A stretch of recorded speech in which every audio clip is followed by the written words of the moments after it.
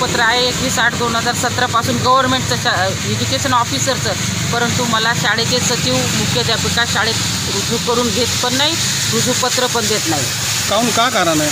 कारण काहीच नाही आहे सर. त्यांनी जेवढं त्यांचे निरसन होतं समस्याचं ते निरसन झालं आहे. त्यांचं म्हणणं होतं का बा संस्था पगार देईल, पण संस्था पगारचा प्रश्न येत नाही सर. मला संस्थेनं परमनंट ठेवलेलं आहे, मला ऑर्डर दिली आहे, माझा प्रस्तावही आहे, सगळंच आहे. आता शासनाची मंजुरी आली आहे. किती वर्षापासून तुम्ही शिकवताय आता? सर मी 1/7/95 ते 18/11/10 शाळेत होती. विना कोणतं नोटीस न देता मला बंद केलं आहे.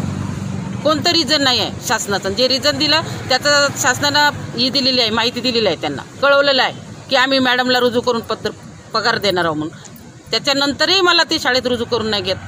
याच्यासाठी तुम्ही पत्रव्यवहार केला का वरिष्ठांना? सगळीकडं पत्रव्यवहार करून मी सध्या बसलेली आहे जागेवर येऊन शाळेत. फक्त मला एवढं माझं म्हणणं एवढं आहे की मला शिक्षणाधिकाऱ्यांनी पण ऑर्डर दिली लेखी तोंडी का तुम्ही शाळेत जा मॅडम. हे लोक मला शाळेत घेत नाही सर. त्याच्यामुळं मला हा मार्ग अवलंबावा लागला.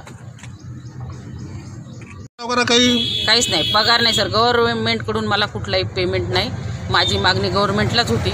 माझी मागणी न्यायी आहे, नियमन आहे आणि रास्त आहे. किती वर्षापासून पगार नाही? माझा पगार सर 1/7/95 पासून पगार नाही मला. म्हणजे लागले तेव्हापासून पगारच नाही सर. मी पगार उचललाच नाही. हां, त्याच्यामुळं माझं सँक्शन जसं ज्याप्रमाणे आलं आहे डेप्युटी डायरेक्टरच्या ऑफिसमधून त्याप्रमाणे मला यांनी शाळेत रुजू करून घ्यावं, म्हणजे मला शासनाला वेतन बिल भरता येईल.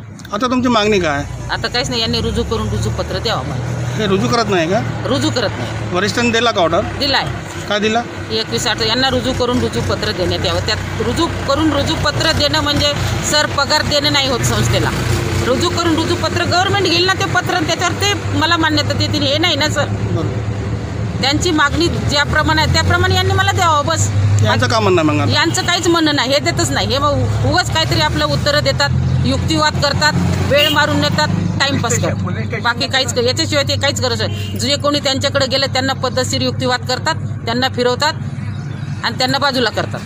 आणि जो मला त्रास द्यायचा तो सुरू, त्याच्यात कमी नाही करत. त्रास देण्यात काही कमी नाही. आता तुमची मागणी पूर्ण होतपर्यंत तुम्ही उठणार? हां, मागणी जोपर्यंत पूर्ण होत नाही. त्यांना वेळोवेळी गेली, त्यांची वेळोवेळी भेट घेतली, त्यांच्याशी सगळ्या बाबतीत चर्चा केली असताना सुद्धा ते आतापर्यंत इथं आली नाही. यायला पाहिजे होतं. त्यांना काल संध्याकाळी सांगितलं सर मी उपोषणाला बसणार आहे.